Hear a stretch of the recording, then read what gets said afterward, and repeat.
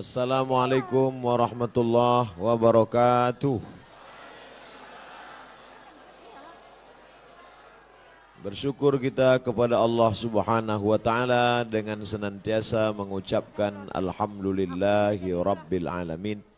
Berselawat kepada Rasulullah dengan ucapan Allahumma salli ala sayyidina Muhammad wa ala ali sayyidina Muhammad. Yang sama-sama kita hormati Bapak Camat, Bapak dan Ramil, Bapak Kapolsek atau yang mewakili, yang dimuliakan Allah Subhanahu wa taala, Ketua Majelis Ulama Indonesia, alim ulama, cerdik pandai, tuan-tuan guru, hadirin hadirat, muslimin muslimat, yang besar tak dihimbau gelar, yang kecil tak dapat disebut nama. Insyaallah kita semua dimuliakan Allah Subhanahu wa taala. Amin ya rabbal alamin. Kita di penghujung bulan Zulhijjah, maka kita masuk dalam bulan yang disebut Allah Subhanahu wa taala minha arba'atun hurum. Ada 4 bulan yang disebut dengan bulan haram. Yang pertama Zulhijjah, yang kedua Zulqa'dah, Zulhijjah, Muharram dan Rajab. Salasun mutawaliyatun. Ada 3 bulan yang berurut-urut. Ada 3 bulan yang tak terpisah. Itulah dia Zulqa'dah, Zulhijjah, dan insyaAllah tak lama lagi kita akan masuk ke bulan Muharram. Sedangkan yang 1 bulan ini ma baina Jumada wa Sya'ban, terletak di antara bulan Jumadil Akhir dan bulan Sya'ban, yaitu disebut dengan bulan Rajab. Jadi pada bulan-bulan ini kita dianjurkan beramal. Amal yang paling afdal adalah melaksanakan puasa-puasa sunat. Khusus untuk bulan Muharram nanti itu ada puasa sunat yang disebut dengan puasa Asyura. Jadi kita catat tanggalnya, insya Allah nanti tanggal 1 September itu bertepatan 1 Muharram, berarti nanti pas pada tanggal 9. Yang paling bagus puasa itu tanggal 9, 10, 11. Kalau tidak sanggup 3 hari, karena kata Nabi SAW, jangan sama puasanya dengan puasa Bani Israel. Khaliful Yahud. Bedakan puasa kamu dengan puasa orang Yahudi. Orang Yahudi itu puasanya cuma tanggal 10 saja. Maka supaya kita beda dengan Yahudi, puasa 9, 10, 11. Kalau tak sanggup 9, 10, 11, pilih 2 hari saja, 9, 10. Nah, ketika Nabi sampai ke kota Al-Madinah Al-Munawwarah, Nabi melihat orang-orang Yahudi di Madinah itu puasa. Di Madinah ada 3 orang Yahudi. Yahudi Bani Nadir, Yahudi Bani Quraizah, Yahudi Qainuqa. Mereka tak makan, tak minum pada hari itu. Nabi bertanya, "Ma hadza?" Hari apa ini? Mereka menjawab, "Hadza yaumun salihun." Ini hari yang baik. Najjallahu fihi Musa wa aghraqa fihi Fir'aun. Hari ini Allah menyelamatkan Nabi Musa dan menggelamkan Fir'aun laknatullah alaih. Maka kemudian mereka bersyukur kepada Allah dengan melaksanakan puasa pada tanggal 10 karena Allah sudah menyelamatkan Musa alaihi salam dan menenggelamkan Fir'aun. Maka Nabi Muhammad SAW berkata, "Nahnu ahaqqu bi Musa minhum." Kami lebih berhak terhadap Nabi Musa daripada mereka. Maka Nabi pun melaksanakan, memerintahkan fa'amara bi siyamihi. Nabi memerintahkan puasa. Jadi tentang puasa Asyura ini tidak ada ikhtilaf antara ulama tentang disyariatkannya berdasarkan hadis-hadis yang sahih tuntunan Nabi Muhammad sallallahu alaihi wasallam. Oleh sebab itu kita yang berbadan sehat, khususnya bagi perempuan yang banyak punya hutang puasa kemarin, dengan berpuasa di Asyura 9, 10, 11, dia sudah bisa mengqadha, mengganti 3 hari puasa yang tinggal. Karena perempuan yang kemarin tinggal puasanya di bulan Syawal, di bulan Muharram, di bulan Ramadan, itu bisa diganti bulan Syawal sebanyak 6 hari. Orang yang berpuasa 6 hari di bulan Syawal otomatis dapat pahala puasa sunat walaupun niatnya qadha. Begitu kata Imam Abu Zakaria Al-Ansari dari kalangan mazhab Syafi'i yang disebutkan dalam kitab Fatawa Al-Azhar oleh Syekh Atiyah Saqar. Niatnya niat qadha saja, tidak niat sunat. Karena kalau niat sunat, qadha tak dapat. Tapi kalau niat qadha, maka otomatis pahala puasa sunatnya dapat. Begitu juga dengan orang yang puasa Senin Kamis. Niat qadha dia hari Senin, maka qadhanya lunas dan pahala Senin dapat. Niat qadha dia hari Kamis, pahala qadhanya dapat dan otomatis dapat pahala puasa sunat. Begitu juga dengan nanti 3 hari di bulan Ashura, di bulan Muharram itu 9, 10, 11 niatnya niat qadha. Nawaitu sauma qadha'in. Saya berniat puasa qadha mengganti yang Ramadan tinggal kemarin. Apakah karena haid, maaf cakap, atau karena menyusukan anak, atau karena mengandung anak, atau karena baru melahirkan karena nifas, maka mesti diganti. Cara yang paling efektif adalah sekali dayung 2-3 pulau terlampaui. Walaupun ini masalah perempuan, tapi laki-laki mesti tahu, karena semua laki-laki punya istri, punya anak perempuan, punya kakak perempuan, punya adik perempuan. Inilah perlunya fiqhul mar'ah, fikih perempuan. Dengan melaksanakan puasa, badan sehat. Karena ternyata makanan yang kita makan itu banyak bakteri racun di dalamnya. Kenapa padi kita bisa tumbuh tak ada dimakan wereng? Karena ternyata disemprot dengan pestisida. Kenapa buah apel yang kita makan itu tidak berulat? Karena ternyata ulat tak mau memakan apel karena ada pestisida. Bahkan ikan asin yang kita makan pun itu kena formalin. Makanya tak dikerubungi lalat. Lalat pun tak mau. Kita aja yang mau makan ikan asin tuh.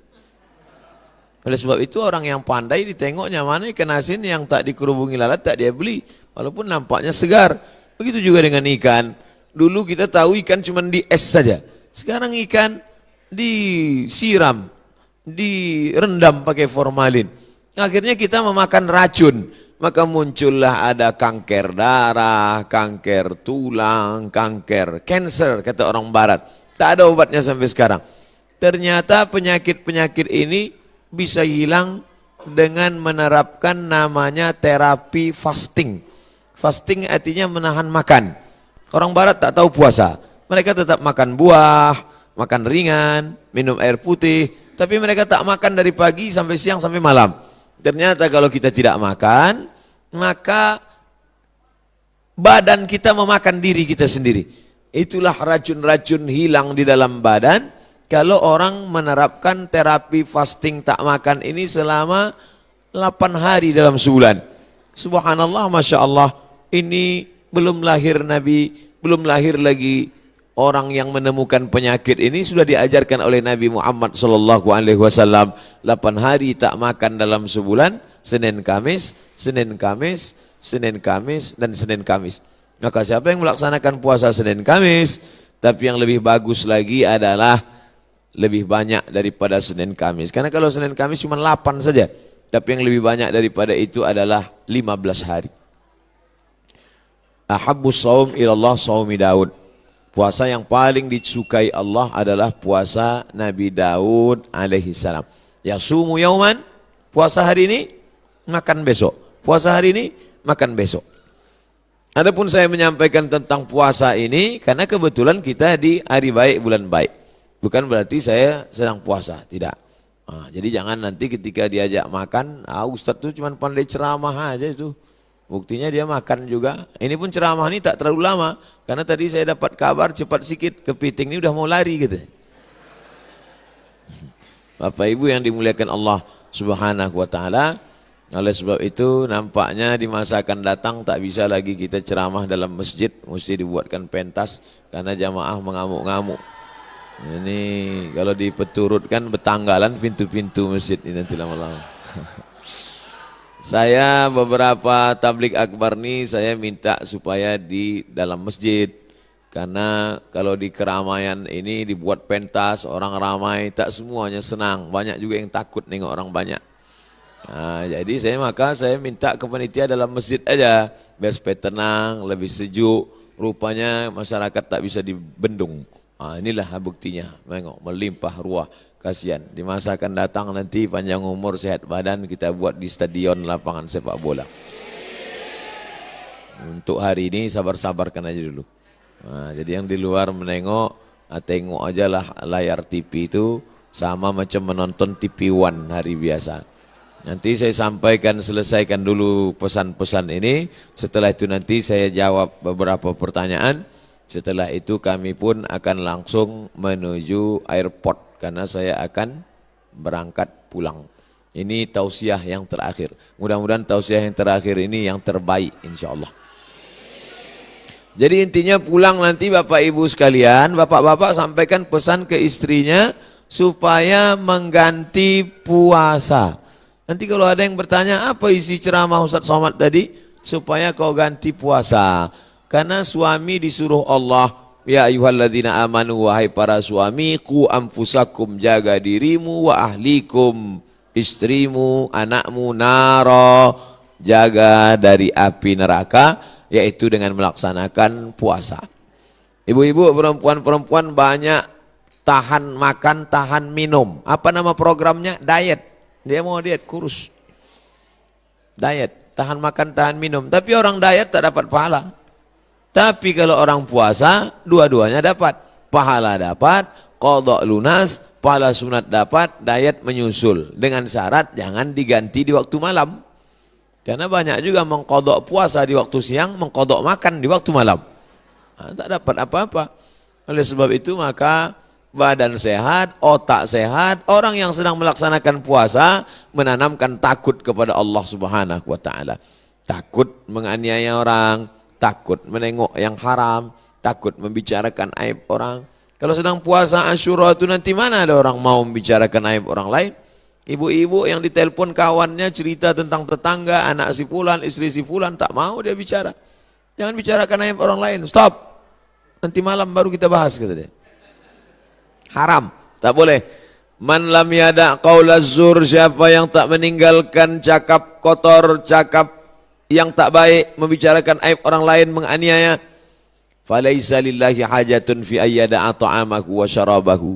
Tak ada gunanya dia tahan makannya, dia tahan minumnya, kalau tidak menahan cakap kasar, aib, ghibah, namimah. La yadkhulul jannatan lamamun, tak masuk surga orang yang membawa-bawa cakap orang. Cakap si A tentang si B, disampaikan oleh si B kepada si C, beradu kepala si B dengan si C gara-gara si B.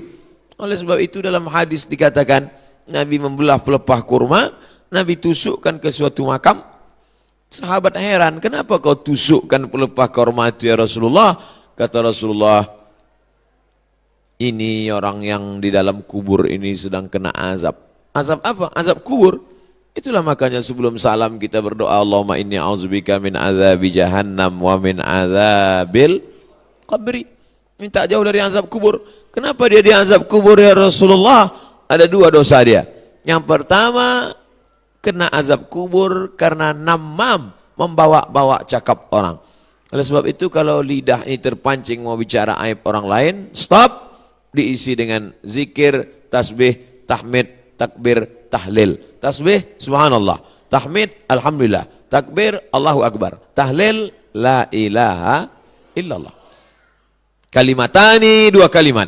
Khafifatani alal lisan, ringan di lidah. Thaqilatani fil mizan, berat pada timbangan hari kiamat. Habibatani ilar rahman, disukai Allah. Subhanallah bihamdihi, subhanallahil azim. Subhanallah bihamdihi, subhanallahil azim. Subhanallah bihamdihi, subhanallahil azim. Jadi yang paling bagus diisi pada bulan haram ini, Dzulqa'dah, Dzulhijjah, Muharram, ini adalah puasa sunat. Tapi ada 4 hari di bulan ini tak boleh puasa. Di antara 3 bulan ini ada 4 hari tak boleh puasa. Itulah dia tanggal 10, tanggal 11, tanggal 12, tanggal 13. Kenapa tak boleh puasa? Karena hari raya, daging kambing melimpah ruah. Walaupun tak semua bisa makan kambing ini, karena asal ditengoknya, baru menengok bungkusnya aja sudah naik darah tingginya. belum lagi makan dagingnya. Nah, adapun sekarang inilah masanya membakar kolesterol, membakar karbohidrat, membakar yang kita makan pada saat penyembelihan hewan kurban kemarin.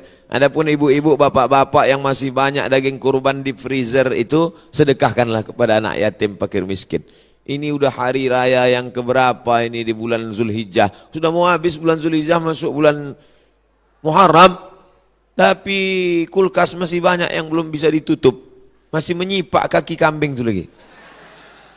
Oleh sebab itu, maka ini menunjukkan kita ini ada sifat tamak. Ada sifat tak ingin rezeki kita itu dimakan orang lain.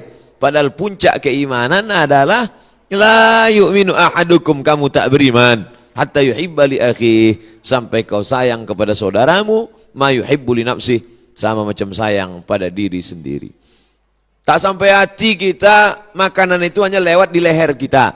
Kalau enak rendang kambing, gulai, soto, capcay, sop itu di lidah kita, di leher kita, maka kita bagikan kepada yang lain. Makanya kata Nabi SAW, idza tabakhta fa'akthir ma'aha. Kalau kau masak, banyakkan kuahnya. Kita disuruh masak banyak kuah. Untuk apa? Bagi kepada tetangga. Jadi kalau daging tadi tinggal 2-3 potong, masaklah nanti sore, banyakkan kuahnya. Bagikan. Tapi jangan gara-gara ceramah nih, ibu tuh hasil bersedekah, kuah aja isinya. Apa maknanya? Sedangkan sikit saja dia bisa berbagi, apalagi banyak.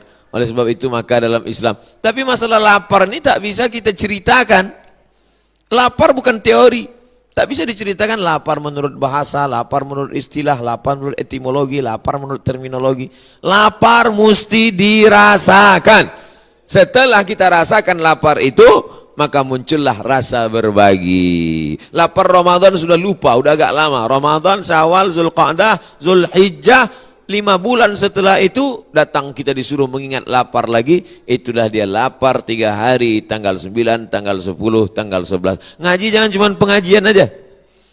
Pengajian nonton TV, pengajian di YouTube, pengajian sekarang live langsung, cukup. Jangan sekedar pengajian tapi langsung diamalkan. Pulang dari sini ambil spidol, tengok mana kalender, tanggal 9, tanggal 10, tanggal 11, garis di bawah puasa Asyura. Andai maaf cakap, pas tanggal 9, 10, 11 dia haid, maka dapat tetap pahalanya karena sudah ada niat. Innamal a'malu binniyat. Ibu kenapa tak puasa? Oh, mohon maaf, saya sedang halangan. Tapi niat sudah sampai. Adapun laki-laki tak ada alasan. Kau kenapa tak puasa? Aku niat aja sudah sampai. Anda tetap laksanakan. Maka bapak membangunkan istrinya. Rahimallahu mar'an, Allah merahmati laki-laki yang membangunkan ahli bait keluarganya supaya mengingatkan dia puasa besok.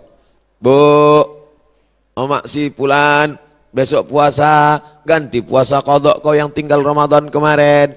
Begitulah beruntungnya kalau punya suami solehah, kalau punya suami soleh, istri solehah.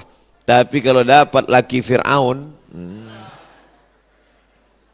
tak mau tahu dia, sholat kau sembahyang tidak sembahyang bukan urusanku, puasamu bukan urusanku. Padahal dalam Islam diajarkan kita ini mesti menjaga orang yang ada di sekitar kita, keluarga, tetangga, sahabat, kerabat. Wa anzir ashiratakal aqrabin. Berikanlah peringatan kepada keluarga-keluarga yang dekat. Ini penting sekali tentang masalah puasa ini. Semua penyakit berawal dari lambung. Semua penyakit berawal dari lambung. Oleh sebab itu maka kosongkan lambung, hilangkan bakteri. Coba tengok iklan di TV. Dari bakteri di dalam lambung itu muncul penyakit gula darah, muncul penyakit diabetes, muncul penyakit jantung koroner, muncul penyakit kanker, muncul penyakit makanan. Bagaimana supaya cara makanan tadi hilang? Ini diperbanyak puasa sunat. Bagi yang sudah puasa sunat, alhamdulillah. Bagi yang mencoba, mudah-mudahan disampaikan Allah Subhanahu wa taala niatnya sampai akhir. Jangan takut nanti puasa sunat badan lemas, puasa sunat, kecuali dia pekerja berat. Pekerja berat tidak dianjurkan puasa sunat karena dia mencari nafkah. Bapak-bapak dari tentara, kepolisian, dia berat tugas. Polisi lalu lintas. Kalau dia puasa tak sanggup. Jangan untuk menangkap, mengembus semprit itu tak sanggup. Sedangkan ini tugas negara. Tugas ini wajib. Sedangkan ini sunat.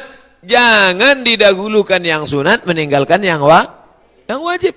Pegawai kantor camat disuruh duduk, pelayan masyarakat dari pagi sampai sore duduk. Tidur pula di musola. Orang mau ngurus KTP, akte kelahiran, perpanjangan segala macam, mana pegawainya? Tidur di musola. Kenapa? Puasa sunat, makan haram. Karena dia digaji oleh negara, APBN, APBD untuk melayani masyarakat. Bekerja itu wajib, sedangkan puasa ini sunat. Ini kalau ada orang model begini, ini orangnya alim tapi jahil. Alim kok jahil, semangat beribadahnya kuat, tapi tidak punya ilmu pengetahuan. La ilaha illallah. Tapi tengok pangkal ayatnya, fa'lam annahu la ilaha illallah. Apa makna fa'lam? Berilmu. La ilaha illallah penting, tapi ada ilmu tentang la ilaha illallah. Siapa itu Allah? Awaluddin ma'rifatullah. Perkara pertama dalam agama ini adalah mengenal Allah. Wujud, qidam, baqa, mukhalafatul hawadis, qiyamuhu binafsi, wahdaniyah, qudrat, iradat, ilmun, ayat, sama, basar, kalam, kaji, sifat 20, mengenal Allah subhanahu wa ta'ala. Akidah pokok pangkal yang pertama. Setelah akidahnya kuat, barulah ibadah. Salat, puasa, zakat, haji, umrah, zikir, baca Quran. Tapi ada ibadah dalam hati. Salat nampak, Allahu Akbar. Haji paling nampak. Setahun lagi mau haji, kendurinya dari sekarang. Sudah balik haji, pakai sorban, pakai jubah, ditulis pula di pangkal nama, haji. Kalau tak ditulis pakai spidol, tak mau datang undangan. Tapi ada ibadah dalam hati tak nampak. Apa dia? Ridha. Apa dia? Qanaah. Apa dia? Sabar. Mana nampak orang ridha? Ridha itu artinya menerima ketetapan Allah subhanahu wa ta'ala. Termasuklah ibu-ibu yang di luar ini semuanya adalah orang-orang yang ridha. Tak nampak Ustaz tu tak apa-apalah. Suaranya pun jadilah. Adapun tadi yang sempat unjuk rasa itu sekarang udah agak ridha sikit. Nanti setelah kita masuk ke dalam surga, ditanya oleh Allah, surga kalian sudah dapat, makanan kalian sudah dapat, sungai taman-taman mengalir sudah dapat, maza turidun, penghuni surga kalian mau apa? Penghuni surga menjawab, ridhaka. Ada satu yang kami belum dapat, ridha engkau ya Allah. Karena yang mendapatkan ridha Allah adalah orang-orang yang ridha di dunia, menerima ketetapan Allah subhanahu wa ta'ala. Nah, jadi yang di luar ini udah ketetapan Allah, terima aja lah nih. Gitu cara menenangkan orang yang di luar-luar.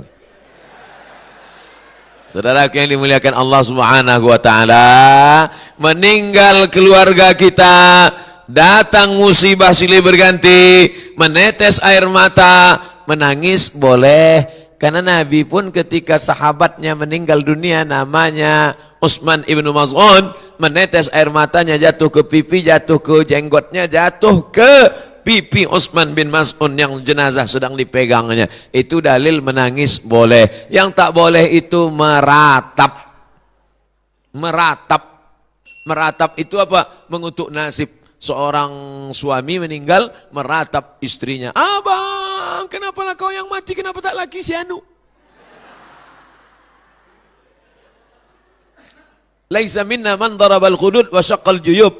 Siapa yang memukul-mukul pipi, merobek-robek kantong, mencakar-cakar kepala, menarik-narik rambut, bukan umat Muhammad sallallahu alaihi wasallam. Makanya banyak ibu-ibu zaman sekarang karena sudah pengajian disampaikan Ustaz, jangan mukul-mukul pipi, jangan tarik-tarik rambut, ridha menerima ketetapan Allah. Pas meninggal suaminya, diam aja dia. Meninggal suaminya, diam aja. Ibu tak menangis suaminya meninggal? Enggak Pak Ustaz. Kenapa? Udah lama aku tunggu katanya. Rupanya lakinya itu yang udah lama ditunggunya. Gara-gara apa? Sakau tiap malam. Mabuk aja kerjanya. Nah, berdoa dia, ya Allah, berilah suamiku ini hidayah ya Allah. Tapi kalau tak juga dapat, cepatlah mampuskan dia. Nah, mati dia langsung. Makanya jadi laki-laki itu mesti baik, sopan. Tapi kadang laki-laki yang sopan, yang baik ini cepat pula matinya. Adapun yang sakau tadi tak mati-mati. Jadi sebenarnya mereka tak mati-mati itu kenapa? Ujian bagi ibu supaya ibu tetap istiqamah, supaya ibu tetap mengajak dia. Kemarin ada yang ngirim video ke HP saya tengok seorang laki-laki preman tengik, rambutnya panjang, kerjanya mengamuk, semua orang takut sama dia. Tapi akhirnya dia dapat hidayah bukan dari ustadz. Dapat hidayah dari siapa? Istrinya mengasih duit hasil kerja dia. Bang, anak kita sudah gadis mau sekolah, tetangga kita takut bersilaturahim ke rumah ini gara-gara kau preman. Kapan lagi kau mau tobat? Akhirnya menangis tersentuh hatinya. Ayah di Allahu bika rajulan wahidan. Satu orang dapat hidayah karena engkau khairum min humurin na'am. Lebih baik daripada kau memiliki seekor unta yang merah. Ternyata yang lebih dulu masuk surga bukan ustadz, tapi seorang perempuan yang solihah yang dapat membimbing suaminya masuk ke dalam surga Allah Subhanahu wa taala. Yang mengaminkan itu lakinya sakau.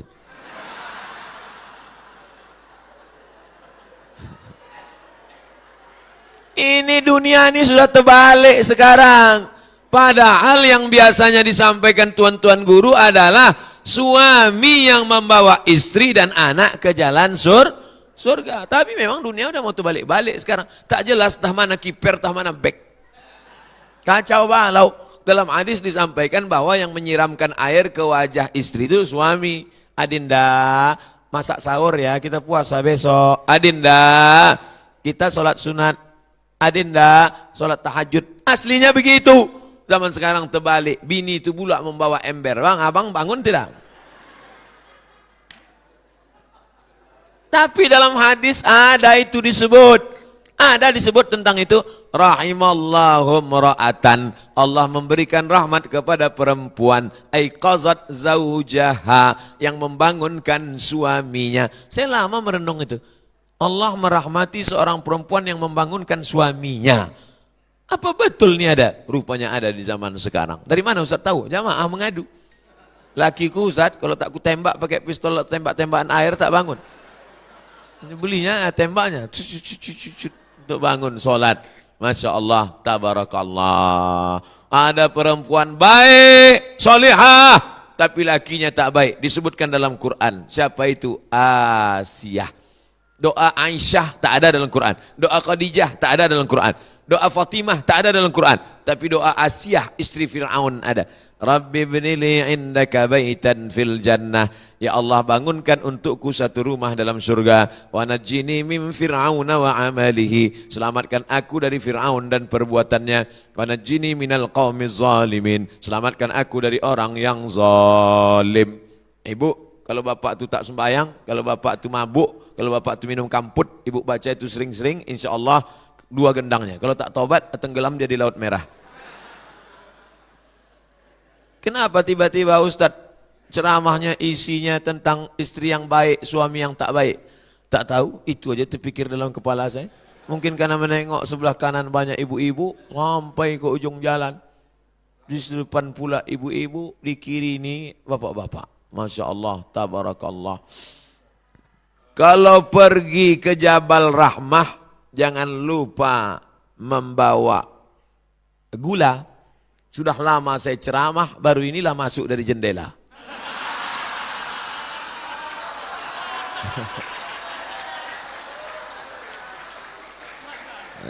Emang berkesan.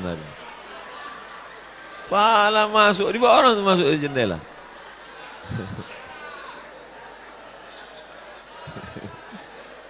Pintu berkunci. Masya Allah, tabarakallah. Artinya memang Bapak Ibu yang dimuliakan Allah SWT, mudah-mudahan pertemuan kita ini pertemuan yang mendatangkan rahmat Allah SWT. Karena dari mulai salam yang kita minta itu rahmat. Assalamualaikum warahmatullah. Dan kita ketika duduk antara 2 sujud yang kita minta rahmat. Rabbighfirli warhamni. Orang yang mati itu kita doakan dapat rahmat. Allahumma firlahu warhamhu. Dan orang yang mati itu disebut di dalam rahmat Allah almarhum. Tapi jangan gara-gara ini nanti dipanggil, Ustadz siapa yang ceramah tadi? Almarhum Abdul Somad. Nah, almarhum itu khusus untuk orang mati. Kalau tak tahu mati maniknat. Saudaraku yang dimuliakan Allah Subhanahu wa taala, maka kita cara mengambil rahmat. Rahmat itu tergantung macam buah yang sudah masak. Tapi kalau tak dijolok dia tak jatuh. Bagaimana cara menurunkan rahmat Allah? Sering-sering ikut pengajian. Mana dalilnya? Majtama'a qaumun fi baitin min buyutillah. Sekelompok orang berkumpul di rumah Allah. Yatsluna kitab Allah. Yang dibacakannya ayat-ayat Allah, kitab suci Al-Quran. Setelah itu, wa yatadarasunahu fima bainahum. Mengaji. Kita mengaji tak lama, 60 menit. Dari mulai tadi jam 11, berakhir nanti jam 12. Habis itu saya jawab pertanyaan-pertanyaan ini sudah ada. Nazalat alaihimus sakinah, turun ketenangan ke dalam hati mereka. Wasyiat bihimur rahmah, mereka diliputi oleh rahmat Allah. Hafat bihimul malaikah, mereka dikelilingi oleh para malaikat. Dan yang paling dibanggakan nomor 4, wa dzakarahumullahu fiman indah, dibanggakan Allah Ta'ala kepada para malaikat. Mudah-mudahan majlis Masjid Al-Muhajirin ini termasuk yang dibanggakan Allah kepada para malaikat. Naik malaikat nanti waktu asar. Malaikat yang menjaga dari subuh tadi, naiknya waktu asar. Ditanya sama Allah. Allah bertanya bukan karena Allah tak tahu, Allah Maha tahu. Allah cuma mau kasih tahu. Hai malaikat, ya. Apa kerja jamaah di Medan Marelan tadi menjelang zuhur? Mereka berkumpul di Masjid Al-Muhajirin, ya Allah. Ramai mereka, tak terhitung tak berapa tenda mereka sewa. Sampai-sampai habis duit untuk pembangunan masjid. Untuk menyewa tenda. Apa kerja mereka? Mendengarkan pengajian. Apakah yang datang itu ulama besar, habib, kiai, buya, tuan guru? Tidak. Ustadz biasa aja, kurus pun orangnya. Tapi mereka datang karena ingin mendengarkan ayat-ayat-Mu ya Allah, mendengarkan hadis-hadis Rasulullah Nabi yang Kau utus di akhir zaman, dan mereka itu datang tak lain tujuannya karena la ilaha illallah Muhammad Rasulullah. Mereka datang bukan mau bersalaman, karena tak mungkin tak masuk akal sebanyak ini salaman. Mereka datang bukan mau selfie. Macam mana mau selfie sebanyak ini? Mereka datang melangkah dari rumah. Bismillahi tawakkaltu ala Allah. La haula wa la quwata illa billah. Malaikat, dulu waktu mau aku ciptakan mereka kalian komplain tak setuju. Apa kata kalian? Ataj'alu fiha man yufsidu fiha wa yasfikud dima. Untuk apa kau ciptakan mereka ya Allah? Mereka hanya akan berkelahi, mereka hanya akan berperang, mereka hanya akan menumpahkan darah. Tapi hari ini tak ada yang berkelahi, tak ada yang berperang, tak ada yang menumpahkan darah, tak ada yang cemburu, tak ada yang hasad, tak ada yang sakit hati. Yang di dalam tenang, pakai kipas angin, pakai AC, sejuk. Yang di luar sudahlah panas, kipas tak ada, AC tak ada, berdiri pula. Tapi mereka semuanya tetap mendapatkan rahmat Allah Subhanahu wa ta'ala. Apa yang Ustaz tengok dari tadi ke depan? Mohon maaf, ini perlu saya jelaskan supaya jangan ada dusta di antara kita. Saya menengok ke depan ini bukan menengok ibu-ibu, menengok saya di dalam TV itu. Makanya dari tadi saya tengok, miring topi saya luruskan sedikit. Kadang kalau tak kita jelaskan gitu banyak orang GR. Kalau anak gadis tak apa-apa, nenek-nenek pula GR. Bapak Ibu yang dimuliakan Allah Subhanahu wa taala, apakah kita masuk surga karena tahajud kita? Apakah kita masuk surga karena zikir kita? Tidak. Cemana lah mau zikir mau masuk surga?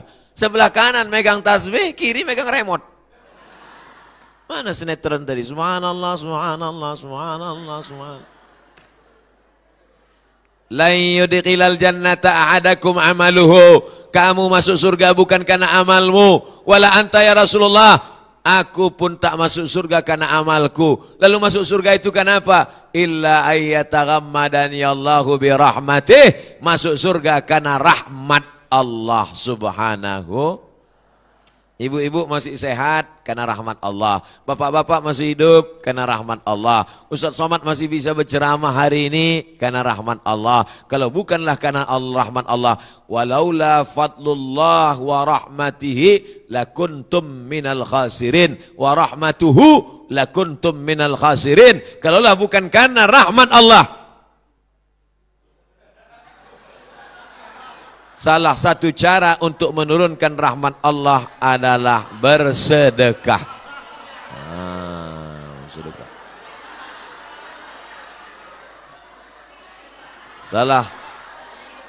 Salah satu cara menurunkan rahmat Allah adalah dengan cara bersedekah.